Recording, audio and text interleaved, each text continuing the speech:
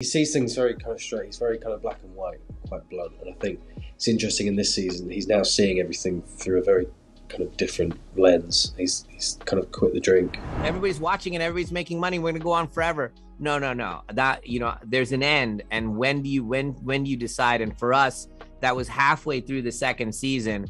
I was like, I need to know everything now. Leanne is always in control of the situation, even though if she might not be, but that's how she feels. She cannot even look at this problem that's happened and face this grief and trauma. Sort of a metaphor for all of us walking around trying to pretend like everything is just fine. Here we go. Hello, Matthew, little bumblebee. Where's a toast to motherhood and to new beginnings.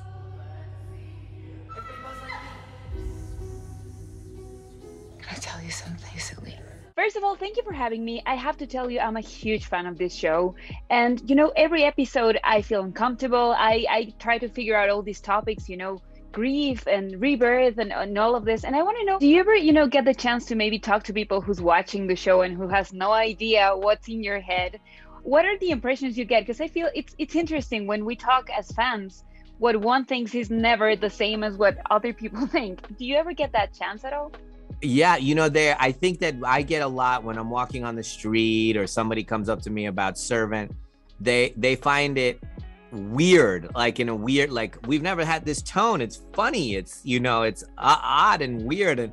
And they want to know the mysteries and what's happening. And they always ask me questions, what happened here and whose baby is it? And all of those things. And my friends who are not in the industry always text me with like very angry texts of like, you better tell me, I can't believe you did that. So they're very invested. I do love that part of this format, that there's this ongoing relationship.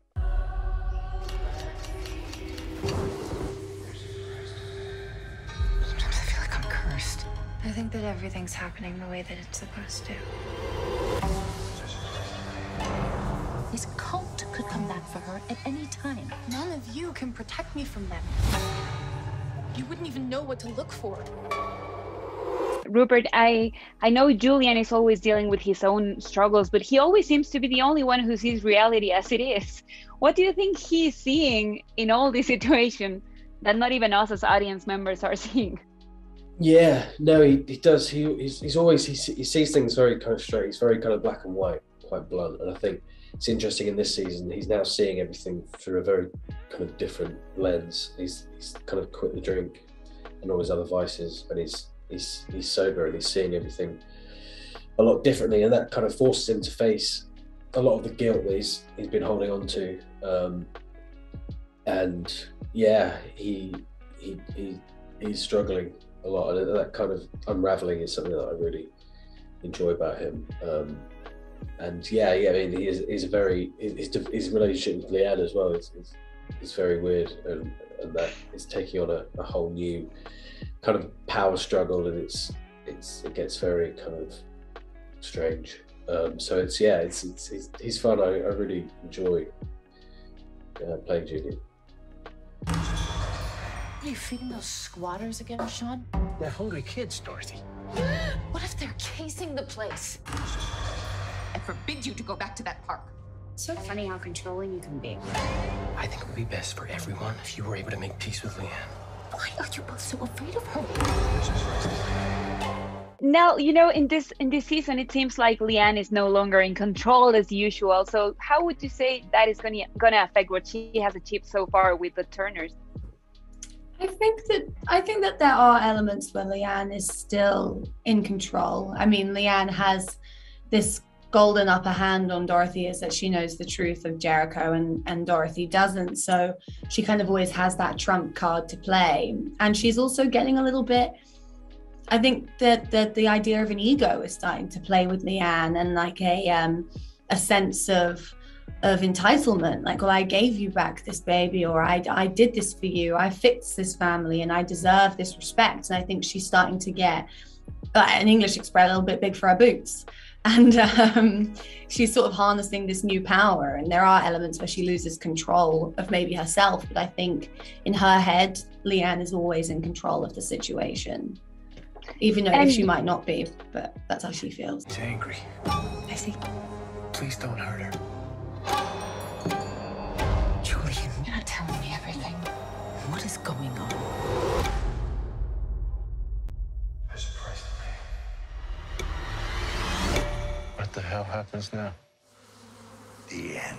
You know, the show is very much about the perspectives, right? So each of us and our own perspective on things. So for Sean, it's not great in a way, because had he been able to have her break out of it, then he would have evolved as a human being.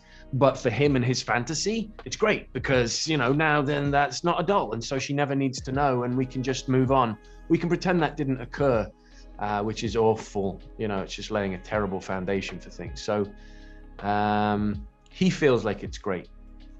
Looking from above, it's terrible. One of the last conversations I had with someone was someone told me, I think Dorothy is the villain here. So Lauren, I want to start with you. Do you ever feel like she might be the villain of this story at all? The villain? I don't know if Yeah. she's the villain. She's villainous sometimes. But I don't think she's I don't know. I gotta play her, so I can't think of her as a villain. I have to, you know, believe in Dorothy. And I do. I feel terrible for her. I mean, look what she's been through, and look how she's lied to and made to believe all kinds of crazy things, and just, you know, she cannot even look at this problem that's happened, and face this grief and trauma. Sort of a metaphor for all of us walking around trying to pretend like everything is just fine. But yeah, I don't know. I don't know. She's not a villain. I don't want to lose my son again. Things are decaying. She's gotta go. The house is filled with pests. She's like this worm that gets under your skin. This is my home. This is my family. And I will not let you take me away from them. Are there any limits at all that you know you cannot cross with this story? You know, it's really just a kind of I was lucky enough that I had a bunch of ideas, and when I listed all those ideas, it came out to this many episodes, to 40 episodes, and so I know where how much to push down on each episode. Like if I say, for example, oh, this is an episode of a mommy and me group that gets together and it goes completely wrong and very dark, I can really push gossiping moms and weird relationships with babies, and, you know, this kind of coven-like feeling of, you know, I know where I want to press to get each episode to feel weird, and so that confidence of knowing what each episode is about is, hopefully you guys can feel that. God didn't bring back Jericho. No, I did.